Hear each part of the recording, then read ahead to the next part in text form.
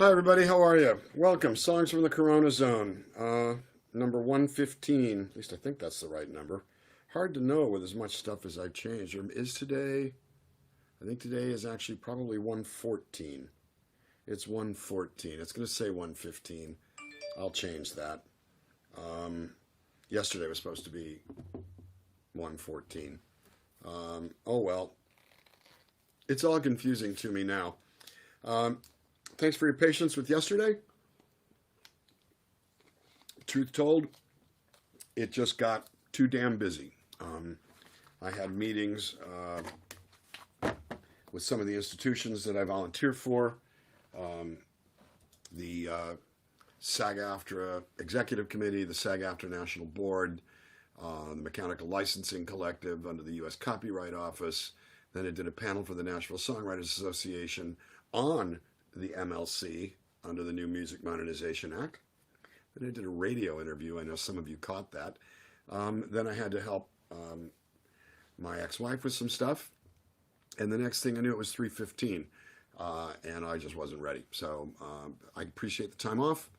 Going to probably start drawing some limits coming up like nowish. Tomorrow is a day off, although I have two broadcasts tomorrow.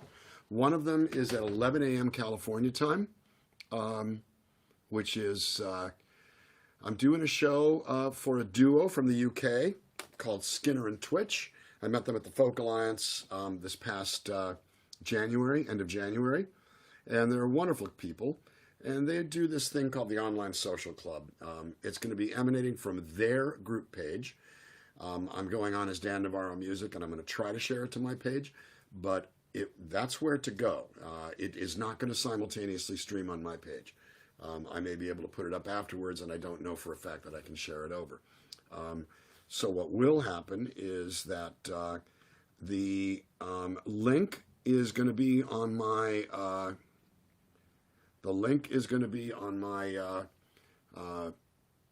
personal page, my personal profile, and on the music page, so that you can go there. The whole thing starts at 11 a.m. California time. That's 2 p.m. Eastern time and 7 p.m. UK time. I'm on around noon 15 California time, 3 to 3:15. I don't know how long I'm playing for. Doesn't matter. It's all going to be fun. It'll be songs of my choosing, of course. A few days off. There's not going to be a few days off for a while unless, well, we'll talk about that. We got some. So I'm looking here. I'm using the group chat, which is going to consolidate everything. Hi, Jenny. Hi, Nadia. Hey, Ross. Hey, Marlon. Hi, Marnie. Janice. Debbie Newman. Nancy Chuck. Good to see you. Go Brewers. Boo. No. I'm not a mean, nasty baseball fan. 2 days ago,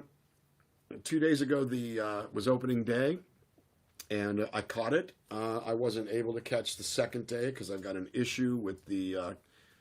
I'm using a service called Unlocator that's basically it changes your DNS so that MLB.TV thinks you're someplace else because it's blacked out locally, which is just stupid in my opinion. Especially, there are no fans in the stands. Why would they black it out when you can't go anyway? You know, it's not like it's killing ticket sales because you can't go anyway. And the service that I'm using doesn't work with my router. So or router, or whatever you want to call it. So I'm pissed because it wasn't working right. Anyway.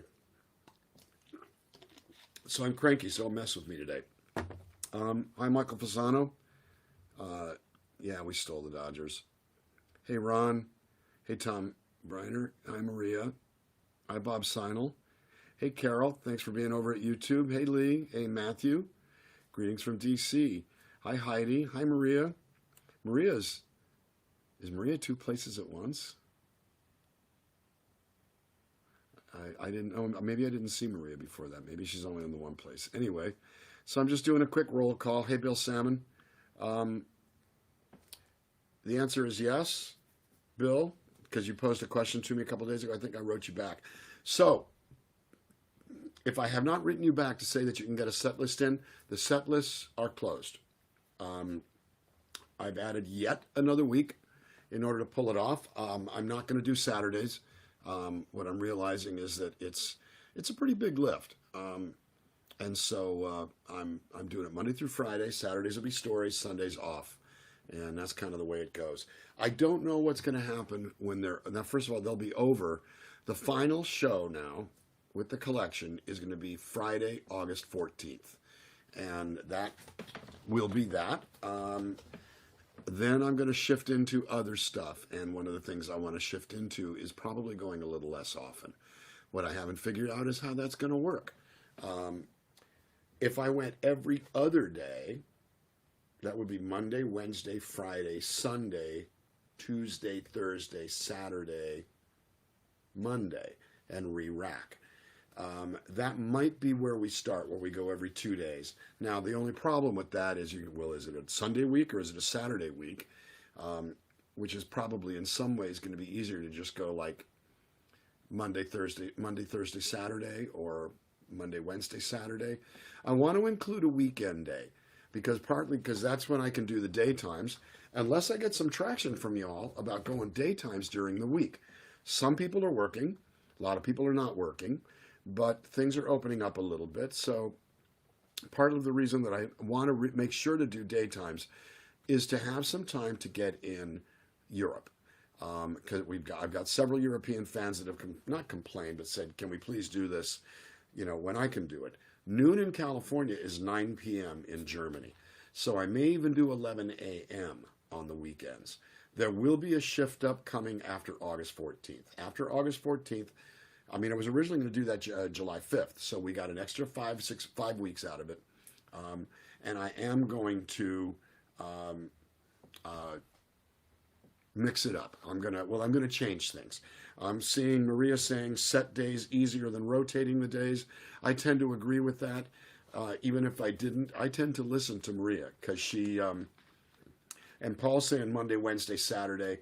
I've got to admit, the very notion of having 2 days off in a row that's like vacation to me. And I think Sunday to myself is something I kind of insist on. Okay, so some people are saying daytime during the week is great. Jenny Hilliker says nooner on days. I'm willing to try anything. As you recall, when we first did this, I was moving the times around a lot. I don't mind experimenting for a week or two. I do eventually want to standardize them so that, and I've got to, how are people feeling about the evenings? Are you preferring now to spend your evenings with your families and not have to sit and listen to me yammer on endlessly about bullshit? And yes, this is it's S-word Saturday. That's right. Shitty shit. Everybody's agreeing with fixed days, so we're going with that. The real question is, exactly what time. I think I want to have at least one day at 11 a.m. because that's 7 p.m. for the UK and 8 p.m. for Germany. And those are the areas where, I've gotten some notes from Spain and from Italy, but most importantly, it's really the UK, Ireland, and Germany. So, I'm open to suggestions on that. But in the meantime, I want to sing a song, and then I'm going to start talking about what we're planning on talking about. Today is...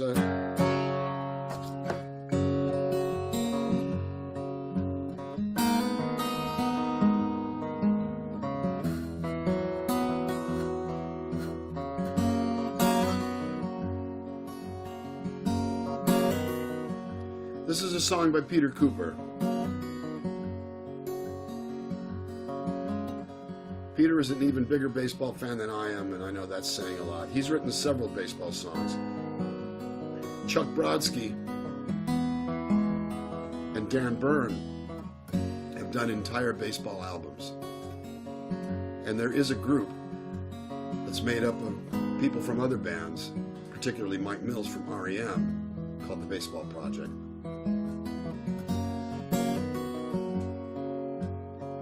So this is Peter Cooper's ode to opening day. The odds are on the odds-on favorites. You can kill them with a murderer's row. They got a young phenom coming home to mom, saying, watch, I'm gonna put on a show. They can hit for power, they can steal a base. Got a crazy skipper with a poker face. They're gonna race away with the pennant race.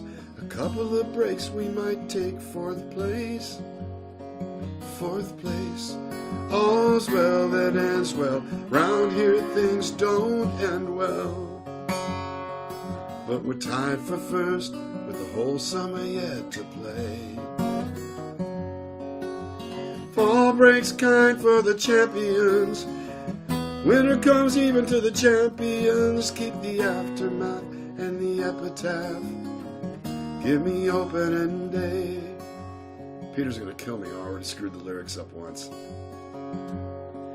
Have been coming since before I can remember. I've seen the pictures to prove that it's so. The season's design will knock your heart out of line. Lay it on you while you're laying low. I've seen more big names than you can name. Seen a whole lot of dreams when they pull up lame. Sad September, that's a crying shame. Won't you take me out to a new ball game? All's well that ends well. Round here things don't end well. But we're tied for first with the whole summer left to play. Fall breaks kind for the lucky ones. Winter comes even to the champions. Keep the aftermath and the epitaph. Give me opening day. When it feels like summer in the springtime, like morning in the afternoon. But we'll weak up the middle, don't let the corners and the dog days come too soon, too soon.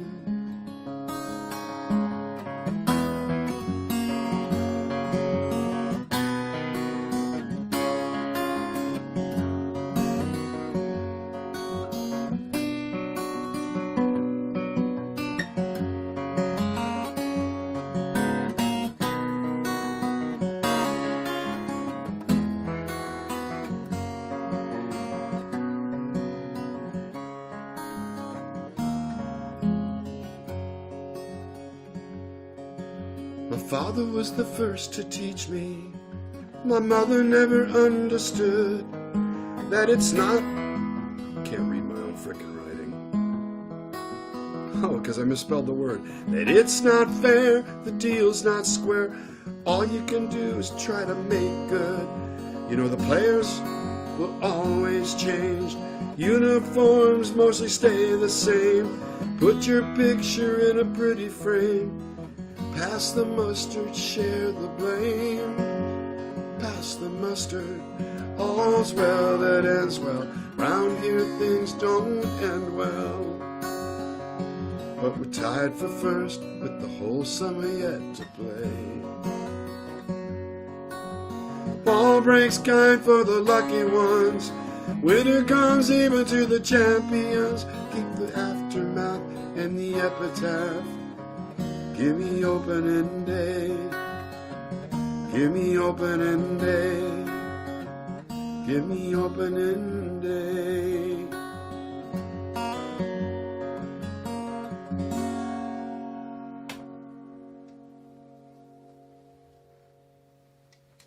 A great song about a great time of year. It's a 60-game season, which is 104 games less than usual. It's usually, or I mean, I'm sorry, 98, no, 102 games, 162 game season. So it's 102 games less than usual, and that's going to be weird, especially since they're going to add, I think, 4 extra teams, 6 extra teams to the playoffs. Like 1 extra per division in each league. It's going to be weird. It's better than nothing. It's really strange with cardboard cutouts over at Dodger Stadium. Just saying. Really, really, really strange. My son Joe, when we were talking today, it's my son Joe's birthday today. He's 24 years old today. And so his mom and I did a Zoom call with him. And, it's the cardboard cutouts. It's like if like Martians were to come and look at films or something going, what happened to all the people? Where did all the people go?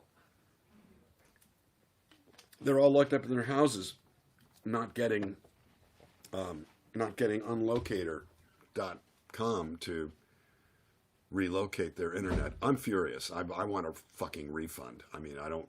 They can't. I mean, it doesn't work with my router, and my router's the only way I get signal to the back of my house. And I don't really want to disconnect my router in order to do that. I'm pretty pissed. So, at any rate, that's the name of that tune. So today we're talking about some favorite shows, some memorable shows. Eric and I had never toured. You know, we started, he was playing in bands. I wasn't so much. I was playing locally around Los Angeles a little bit. Played the Troubadour, a place called Honey Creek Farms, other little gigs here and there in the 70s. By the 80s, well, first of all, in the very late 70s, from 77 to 79, I didn't play out at all. I just wasn't doing it. I was working at that restaurant, so was Eric. And his deal with Capitol, with Burt Summer, had gone away. So, and they didn't tour. They played out a bit, but they didn't really tour. 1980, I go to live in London.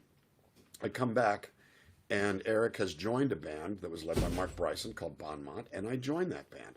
Well, we played locally. We played most of the, the rock clubs, Madame Wong's West, Madame Wong's East, the Music Machine, Hop Sings, the Blue Lagoon. I remember some of the other places. We never played Club Lingerie, which was one of the big guns for unsigned acts and regional acts. You know, the local band place, but it was a good club. It was a working place. I had played a little bit in the 70s at a place called the A La Carte as well, and Ricky Lee Jones came out of the A La Carte. But essentially, the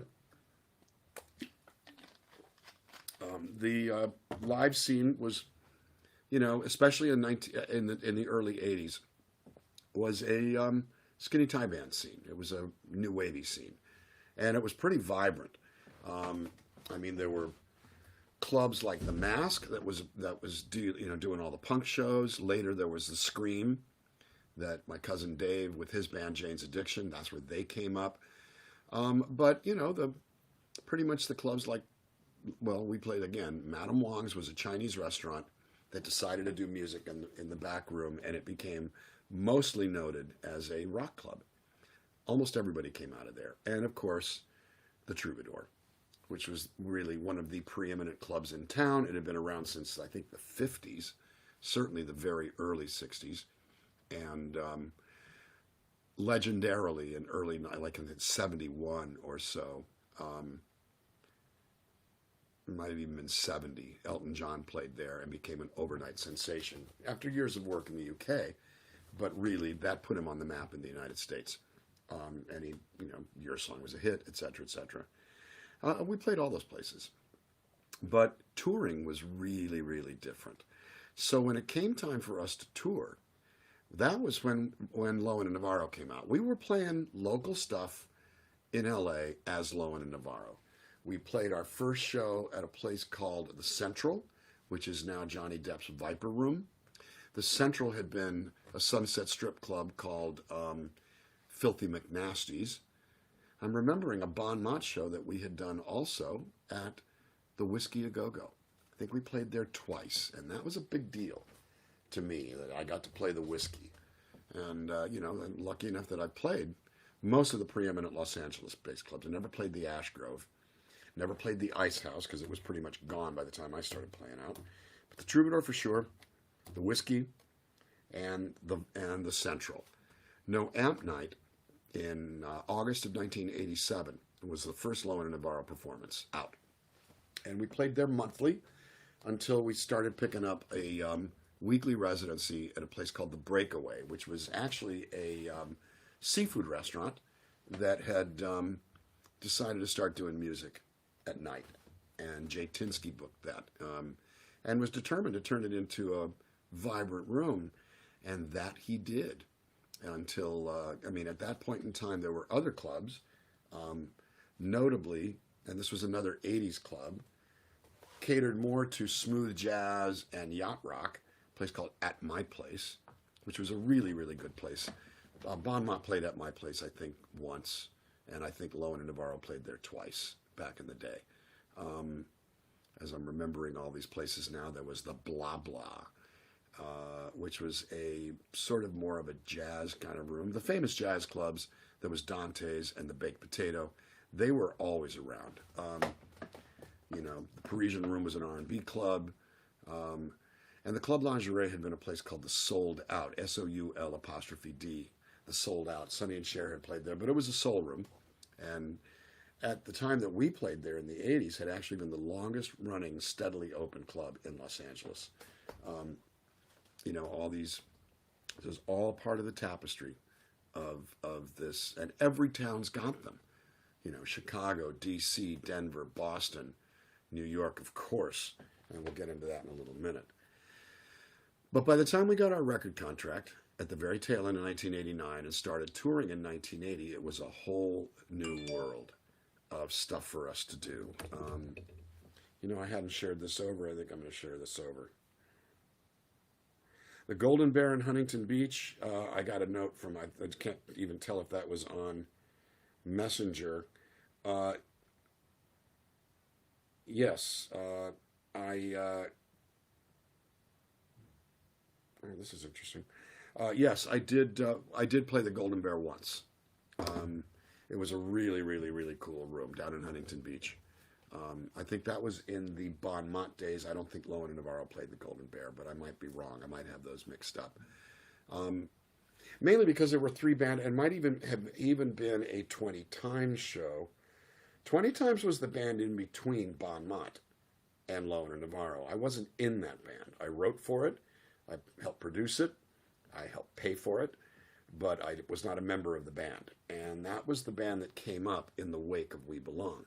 So essentially, for the record, Bonmont, 1979 and 1983, I joined, actually 1980 to 1983, I joined in very, very, very late 1980, like November. And 20 Times was 1984 to 87. And Lowen and Navarro was 1987 to 2009, 22 years. So we get our contract and we realize we have to tour. And of course we want to tour, but we were older guys by then. It wasn't as though, we could just do what we had done before, and neither Eric nor I had toured nationally ever. We had no idea what it was like. We had a decent manager and a really shitty agent. I won't name him. I don't even know if he's still in the business. We worked with him for about 3 months. And our first tour resulted in, we set out from Los Angeles in May or so. Might have been as late as August, but basically it was I can look it up actually. What am I saying? Of course I can look it up. Oh, it's not in there. It's not in there. Okay. I can't believe I'm doing this without the benefit of my trusty spreadsheet. This is kind of silly. I have a spreadsheet with every show I ever performed as Lowen and Navarro. I don't have the 20 Times shows, and I don't have my solo shows. I could go through old date books and see what I find. Oh my God, Maria Borges, are you the best or what?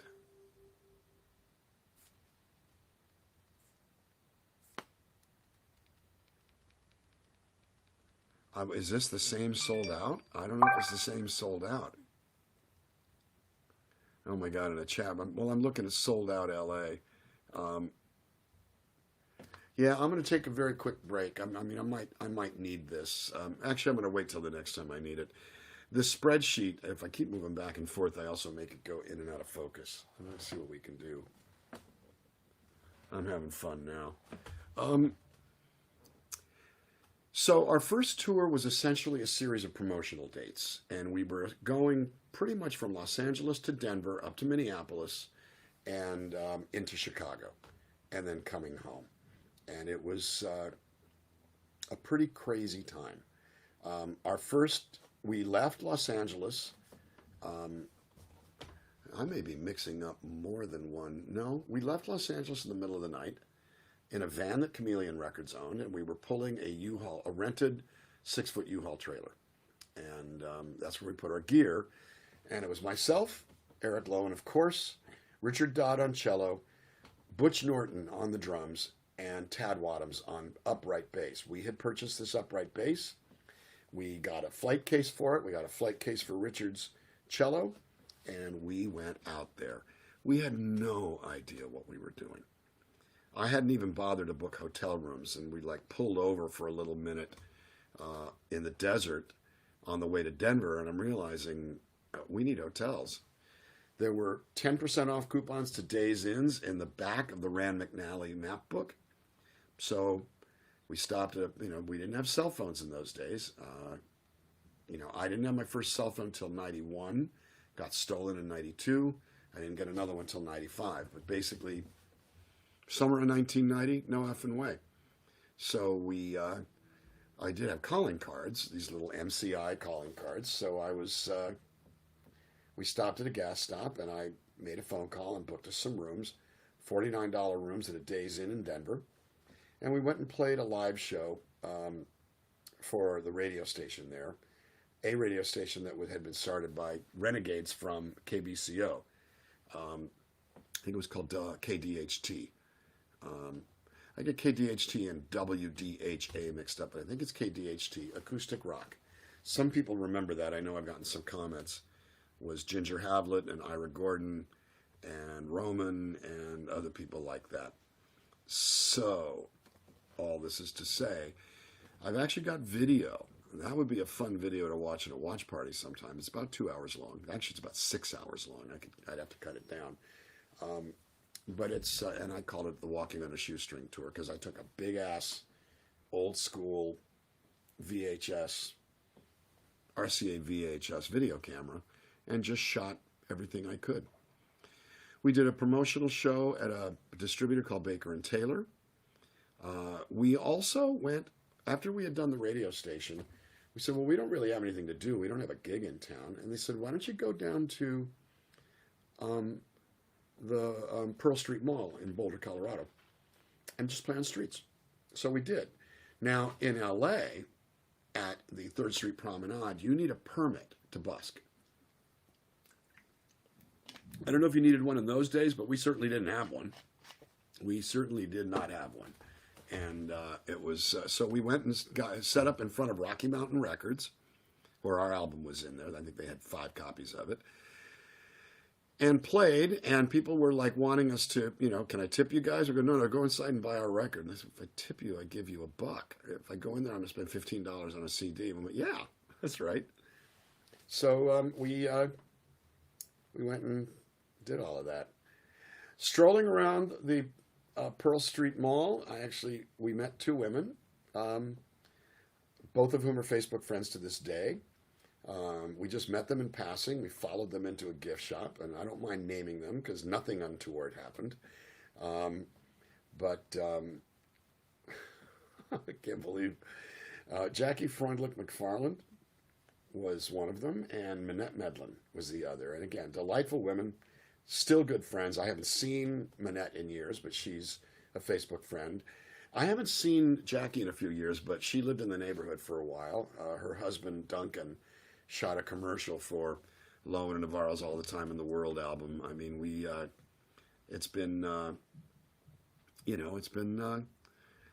met a couple of women in passing that remained friends 30 years down the road.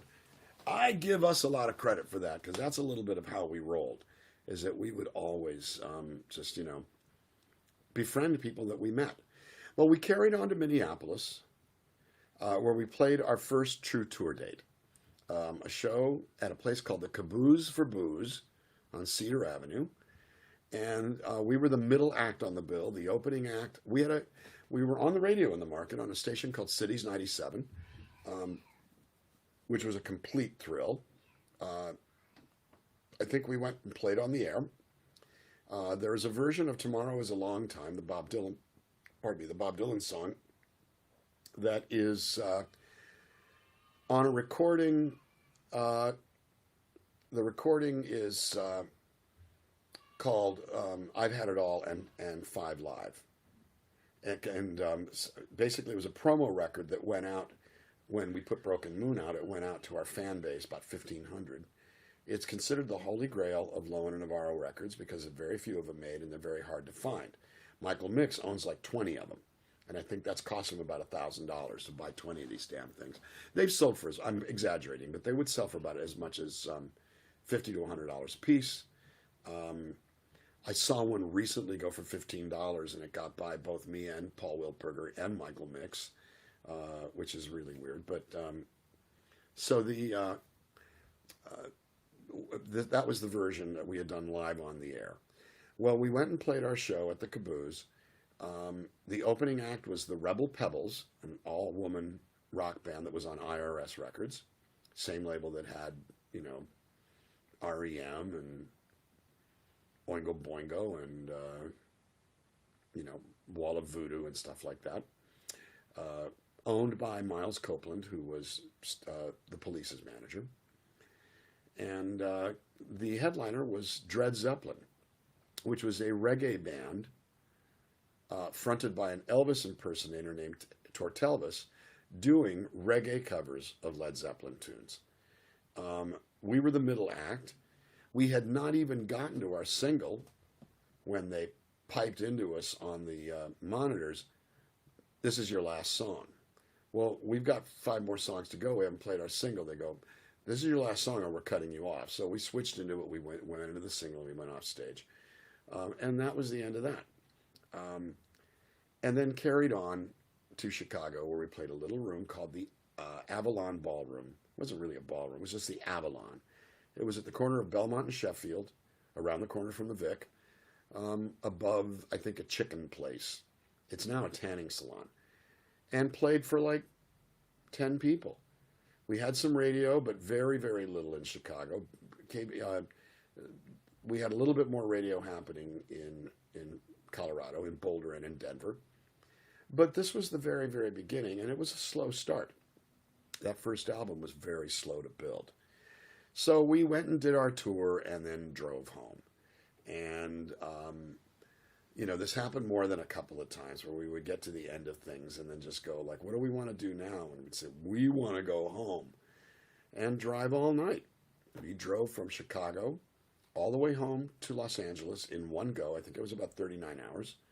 We did not sleep. We did not stop. We basically spotted each other drives. One of my vivid memories, I may have shared this with you, was was Tad Wadhams doing the overnight shift and me waking up in the van about 5 o'clock in the morning. And he goes, I'm getting tired. I said, I'll take over. And he goes, great, I'll pull over. I went, no, don't. He goes, what do you mean don't? I went, put it on cruise control. I've got this. He goes, what are you talking about? I went, I've got this.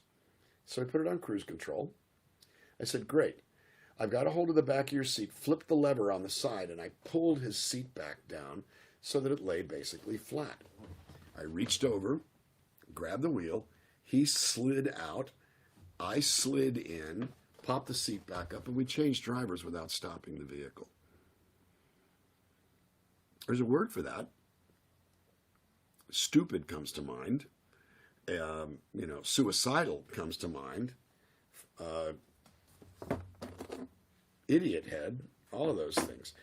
A couple of members of the band woke up. I mean, there were only 3 other guys in the van. There was Butch and Richard and Eric. And I think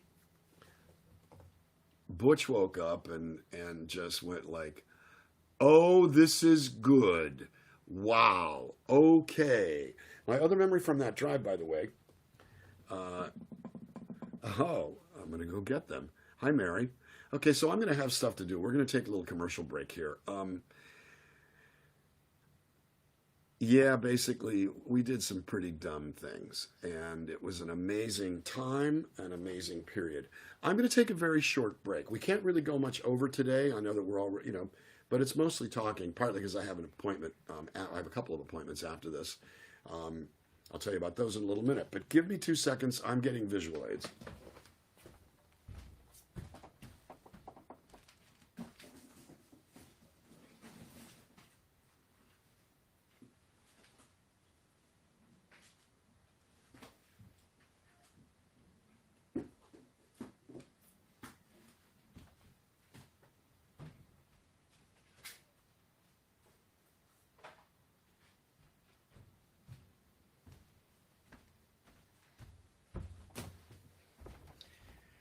This is a scrapbook that I kept religiously for many years until the very notion of scrapbooks gave way to just keep putting together online albums. There's a lot of Benatar stuff in here, but among the stuff that's kind of interesting is, well, this isn't exactly what I intended to do, but it'll work. Yeah, oh, here's a postcard. All right. Let's see how well this will work. I'm going to have to move the chat window so I can see what's going out to everybody. I'm going to move the water so I don't spill anything. Here's a postcard from Rocky Mountain Records. I can't see shit. I know, I'll stand up. There we go.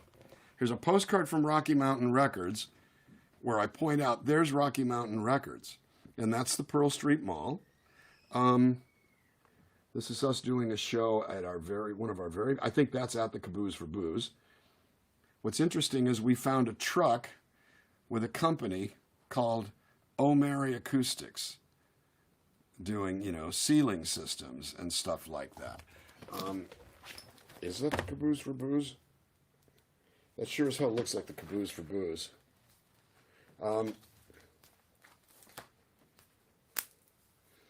Yeah, I'm going through here. Oh my God. I'm going to have to see these pages. If I open up these pages, I don't know if Cat Seville is on, but here's a picture of us playing at, I believe, Kemp Mill Records and hanging out with... Now, Cat is still on in our world. We're all wearing chameleon T-shirts. And Kat was probably 19 years old then. She still comes to the broadcast. We're still pals. And basically, I'm sitting here looking to see if there's anything worth a shit in here. But lots of... Oh, okay, so, right. As we're talking about road stories, this is one of the more important ones. This book is falling apart. I'm going to have to figure out how to do something with this. But we had to fight. We fought the boredom in all kinds of ways. I mean, some of it is, we didn't really like travel with weed or anything like that because it was dangerous to do. And of course, I don't mind talking about it now because it's legal. But although you know what, I'm not taking this out because it's falling apart. But we put a piece of paper up on the dashboard.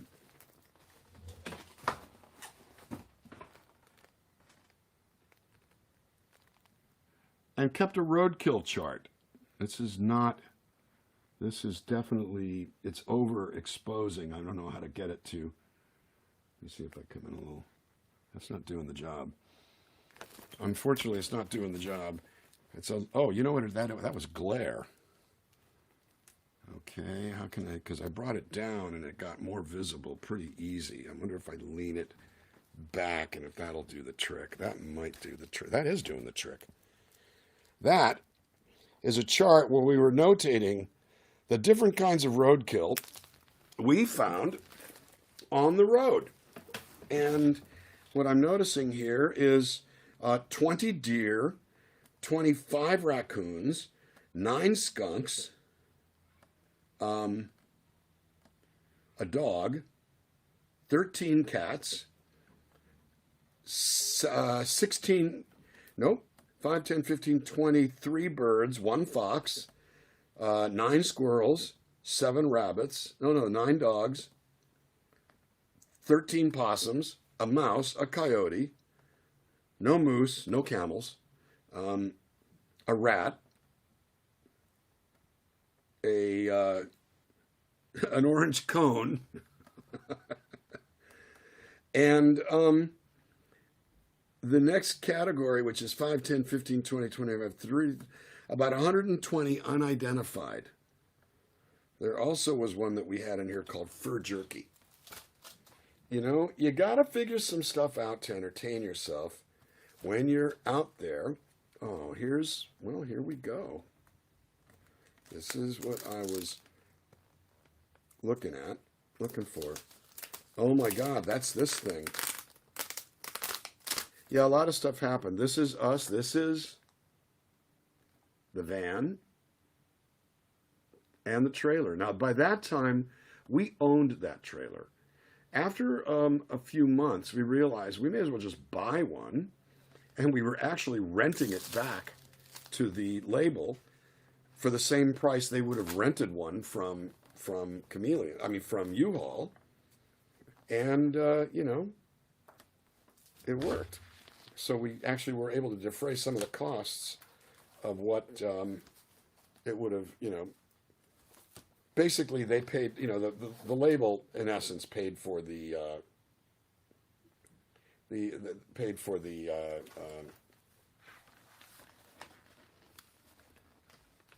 for the trailer. I'm going to show this because I saw that Jim Roberts is on the call.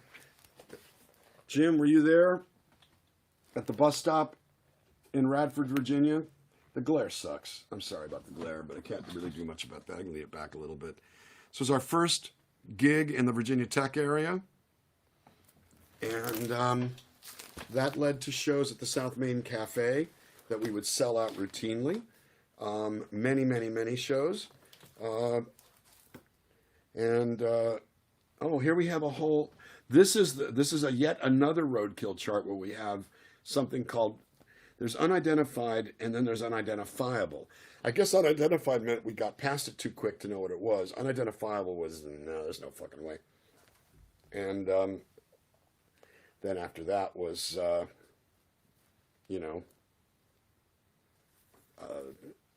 fur jerky.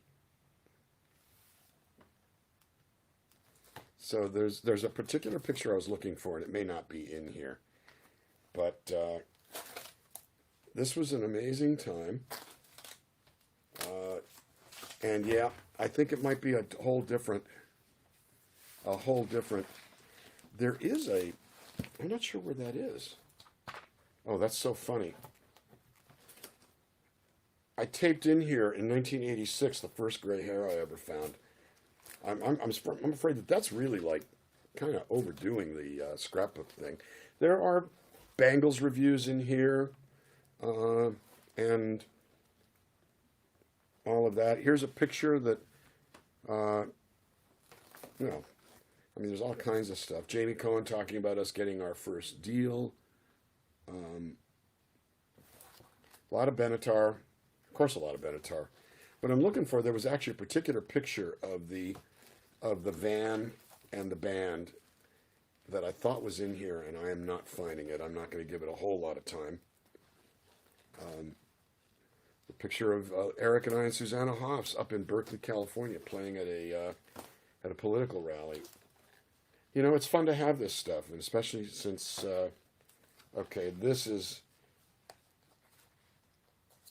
this is worth taking out and showing to you, because there actually aren't many pictures like this. This was that famous band. As you're watching the TV, on the left is Richard Dodd on cello. Butch Norton, who, if you are a Lucinda Williams fan, you'll see Butch Norton now. Maria, I bet you can pull a picture of Butch Norton up now. It's a crack up.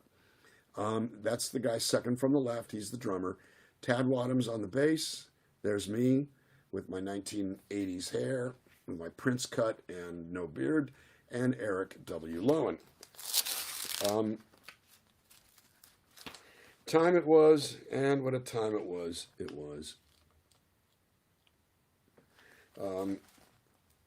What I don't have in here, they're in other places. There's pictures from Tower Records of displays that Dave Coker put up. There was a picture in here. I remember it's glued down. I can't really get it out. Of oh my God, here's when we played the 930 Club. So let me get into some of the stories I was talking about. As the records started to, oh my God, Metroland.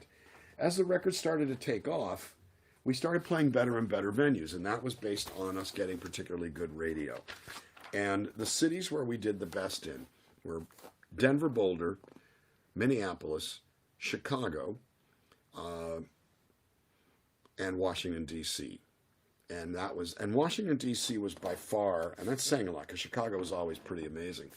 Washington, D.C. was the best of all of that. And this is not, oh, okay. I thought these were my The box says itineraries. It's not my itineraries. They're in a different box, and I don't know where that is. Okay. This is baseball collectibles. Just saying. In terms of in Minneapolis, we went from the Caboose to Booze to the Fine Line Music Cafe on First Avenue. And that became our mainstay. We played there probably more than a dozen times, tended to sell it out every single time. It became home. When they had their 20th anniversary around 07, that might have been their 10th anniversary. I think it was their 10th anniversary around 07. They put out a commemorative T-shirt, and they had, the people who played there, like Sarah McLachlan and the Indigo Girls and Prince and things like that, and 2 nights of Lowen and Navarro on the famous T-shirt. The Fine Line became our mainstay until we stopped, and then I played there once as a solo, and then started moving to other venues as my attendance, frankly, never could equal what Lowen and Navarro could draw. Just the way it was. Just the way it was. I'm trying to get the chat back up here.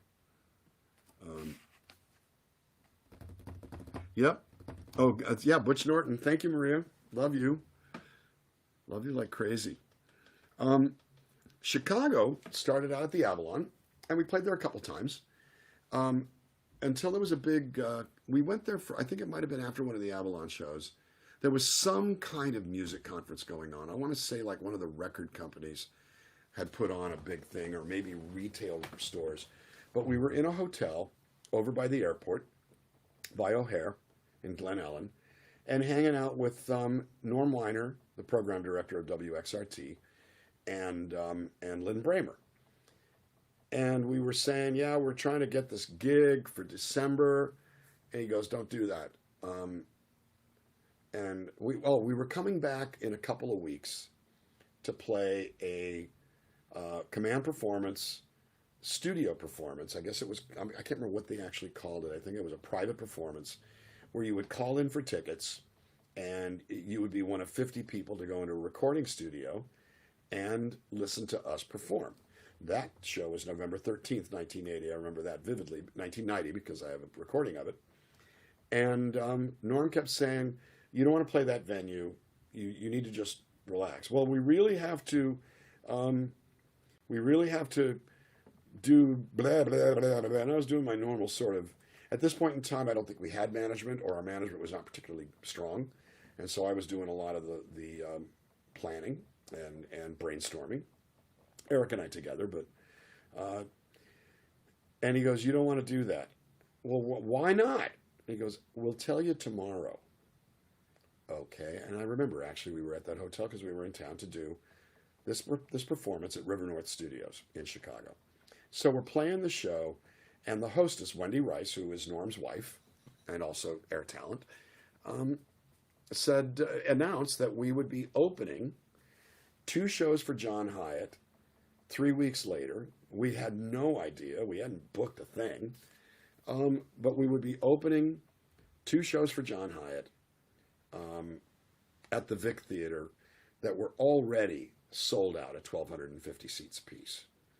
It was a very, very, very big moment. Now, on that tour, we also wound up booking several Hyatt shows. We had booked the First Avenue nightclub, which I think is owned by Prince. And a couple of days later, then we were heading to Baltimore, the D.C. area. I think we did a show of our own. Then we played Constitution Hall on a Christmas show with Hyatt and Sean Colvin. It was our last show of the year. And this was, kind of at the end of a very, very, very productive year.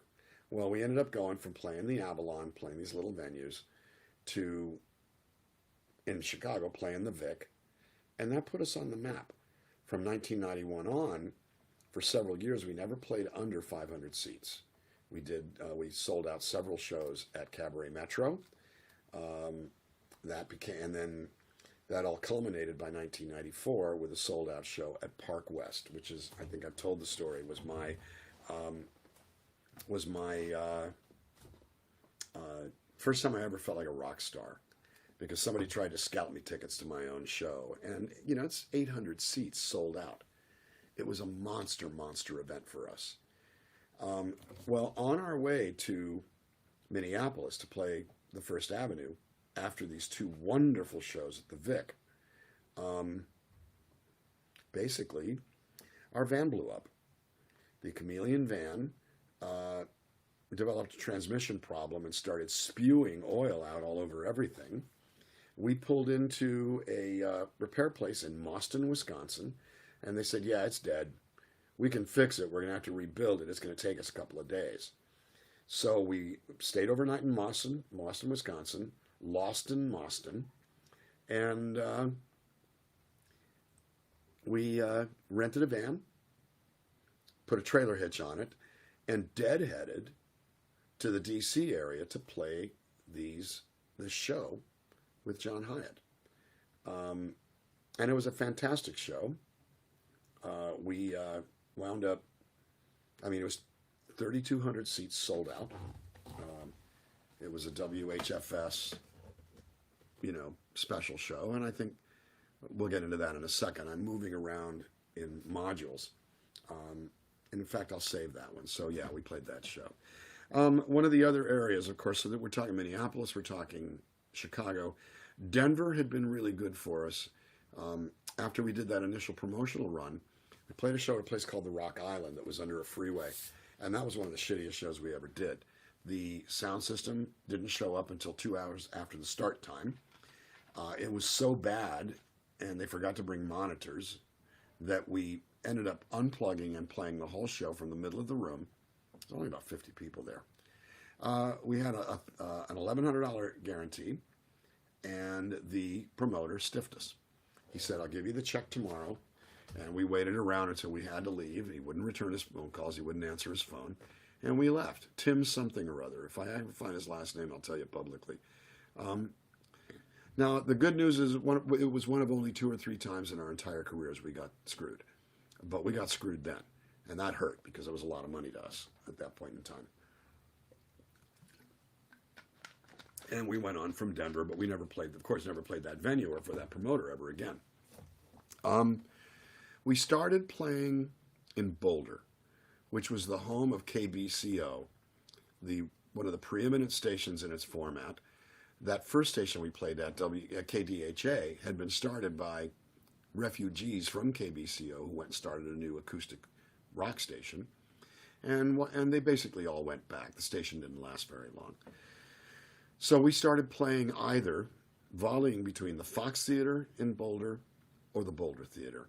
Wonderful venues, pretty much standing room, and we would sell them out at about 600 seats. All of a sudden, things were going pretty damned well. We had our moments. Our agent was bad, and we wound up with a few shows canceled. We were heading to Kansas City to play a show, and discovered when we called in, the guy goes, "You're Headbangers, right?" He goes, "What do you mean?" "Well, your name doesn't sound like you're a Headbanger band." Well, no, we're an acoustic rock band. He goes, "Oh, it's Headbanger night." So we canceled the show. Another show canceled on us. And we wound up parking ourselves for a week in Romulus, Michigan, near the airport, because it was the only place I knew to stay. We visited with my dear, dear old friend, Beth McCall, and hung out a lot. And then we went and did a show that we had planned for Rick's All-American Cafe in Ann Arbor, Michigan, only to discover that Ann Arbor, Michigan, college town garden spot, we could have been hanging out here for a week instead of this airport suburb of Detroit. We learned everything the hard way. We learned everything by sort of doing and making mistakes and trying stuff, fumbling into things, paying attention and learning our lessons. The best part, in that trip, by the way, in that long extended tour, basically, this was pretty much the period from June into the end of July. We were on and off the road and on and off the road almost constantly during that first tour. We had driven from Chicago to Detroit to do a show at the Metropolitan Music Cafe there, which we did without a sound system. Played TFA. I blew my voice out, and I've told the story before. After that show, we drove all night to New York City to play at the New Music Seminar, which was a big music conference then, do a video for Billboard, and then our record company rep, our sales rep, took us down to BWI Airport in Baltimore on a Trump shuttle, where we played a show on July 18th, 1990. Played a show for Nisi at WHFS. And the connection and the vibe so put us on the map that she started pumping our record hard, and people responded. So within 3 weeks, we were number one in the DC area on WHFS, which was a legacy alternative station with earthy roots. It was definitely, it changed our lives. You look at those key moments and the key people who did those sorts of things. Doug Clifton and Dennis Constantine over at KBCO. Lynn Bramer and Norm Weiner over at WXRT. Jane Fredrickson over at Cities 97. Nisi Williams Crowder over at WHFS. At the time, Michael Butcher, and then later Matt Pinder, who some of you might know from VH1, over at WHTG in Asbury Park. These were stations that slowly but surely got into our camp and started pumping us. It was relatively light compared to the big guns of the day, but the trade papers started noticing this record doesn't get very high on the charts, but every time it goes down, it goes back up. It's the record that won't die. People keep, and so what really was happening is we were not getting enough concentrated activity to make a big mound. It was being spread out. Bottom line is it worked, and it sort of started developing audiences for us. So we've got Denver, we've got Minneapolis, we've got Chicago, and now we've got DC. This was July. We didn't go back there to play shows until September. And it was a series of shows starting in September of 1990 where we played the Old Birchmere that held 350 and Max's on Broadway in Fells Point in Baltimore. And those shows, I think, were the 16th and the 17th of September or thereabouts of 1990. Now, by this time, we've been on the road pretty steadily for about 3 months and just pounding it and pounding it. I skipped something. I'll go back to it in a little minute. There was a line around the block at the Birchmere. We were pretty solid on the radio. We're looking at it going, what the hell's going on here? Is it like, dollar taco night or something like that? Why is there a line around the block? Because it never occurred to us that they were our audience for that night. And it was the first time we saw full-blown rabid audiences. I mean, because remember, the Chicago didn't happen until after December. Boulder and Denver happened pretty much in 1991. Minneapolis, we may have played the Fine Line before the end of that year. But these shows, and I want to say it was, early December when our van blew up and we weren't able to play the First Avenue show. We did cancel the show when we spent the night in Boston. But it happened earlier and bigger in the Washington, D.C. area.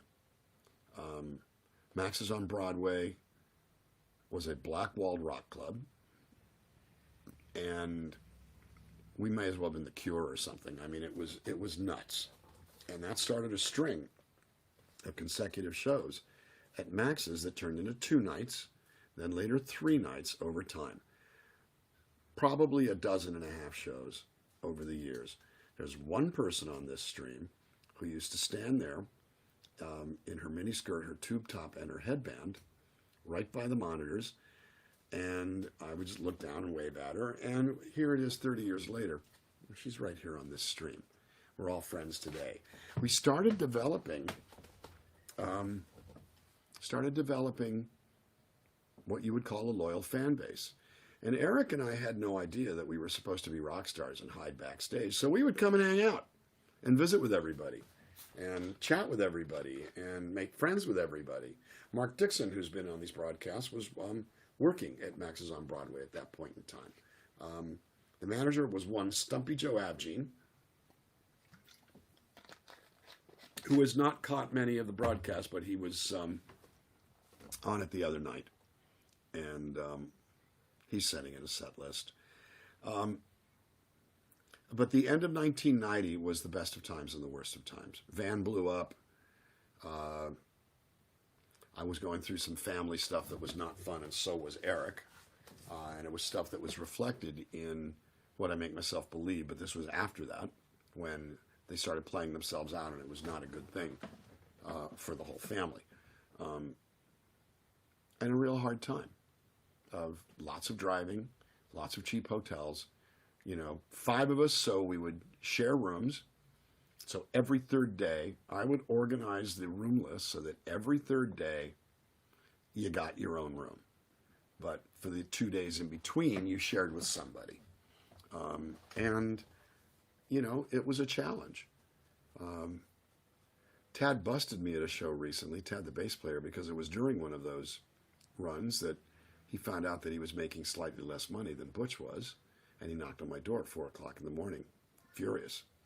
And it woke me up from a dead sleep, and I just didn't want to hear about it.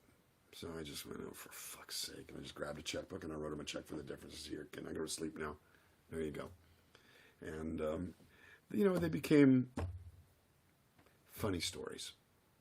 And I think that's the cool part, is that even the bad times get remembered with a fondness, because we had a good time. John Krull just said the band ate at an Italian restaurant after Max's one time. Were you there, John? That was, oh my God, Don Geiss and somebody who worked at the distributor, which was SEMA, the capital. Oh my God, I'm trying to remember the name, not Mimos or something, but it was in Little Italy,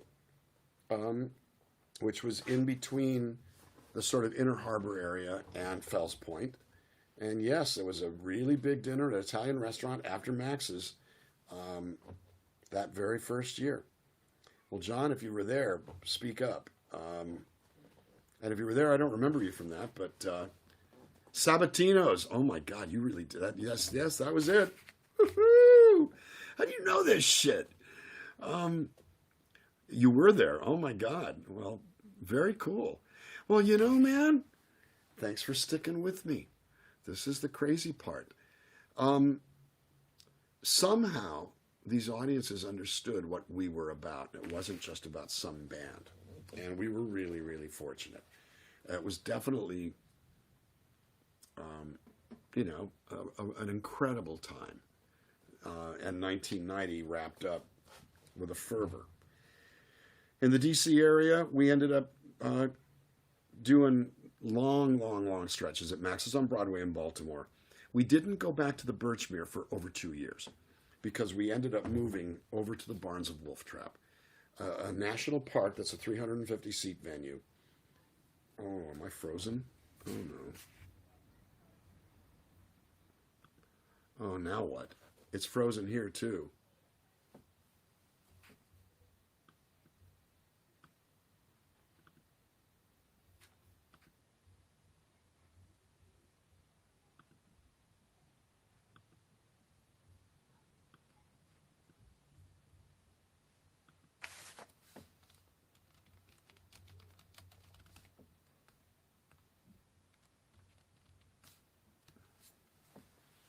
Well, audio is fine, video's frozen, so here's what I'm going to do. I'm going to restart it all. This is becoming a problem, and I think part of it is becoming a pretty big problem to be doing this in trying to stream to multiple places at once. We'll talk about that. I may end up, after we're done with, I may end up just going back to Facebook. And I may end up alternating Facebook with Twitch because I'm hearing good things about it, and also going to be working with a consultant that's going to help me over at Twitch. and maybe just letting YouTube go. You know, I don't know, but I don't have a whole lot of choice but to finish. And but that's also going to mean that I'm going to have to restart the whole stream. Just before we go, since we're doing audio, I'm going to take a look and see what it looks like from here. And it's probably, I mean, obviously it's frozen because it's frozen here on the computer. In other words, some of the time, your units freeze, but mine does not. And yeah, I'm sitting there making that little smirky ass face that I make because it's frozen here on the computer. In other words, some of the time, your units freeze, but mine does not. I'm gonna see if I can sing harmonies with myself. I'm sitting there making that little smirky ass face that I make because it's frozen here on the computer. In other words, some of the time, your units freeze, but mine does not. Let's see if I can sing harmonies with myself. I'm sitting there making that little smirky ass face that I make because it's frozen here on the computer. In other words, some of the time, your units freeze, but mine does not. Let's see if I can sing harmonies with myself. I'm sitting there making that little smirky ass face that I make because it's frozen here on the computer. In other words, some of the time, your units freeze, but mine does not. Let's see if I can sing harmonies with myself. I'm sitting there making that little smirky ass face that I make because it's frozen here on the computer. Now the whole thing is cycling, and that's just way more trouble than it's worth. Thanks for your indulgence. I'm going to stop the broadcast and start it over again. We'll see what happens. I'll see you in a couple of minutes. Don't go away because I'm coming back. Hello, hello, hello. Looks like it's still frozen. I'm going to have to restart.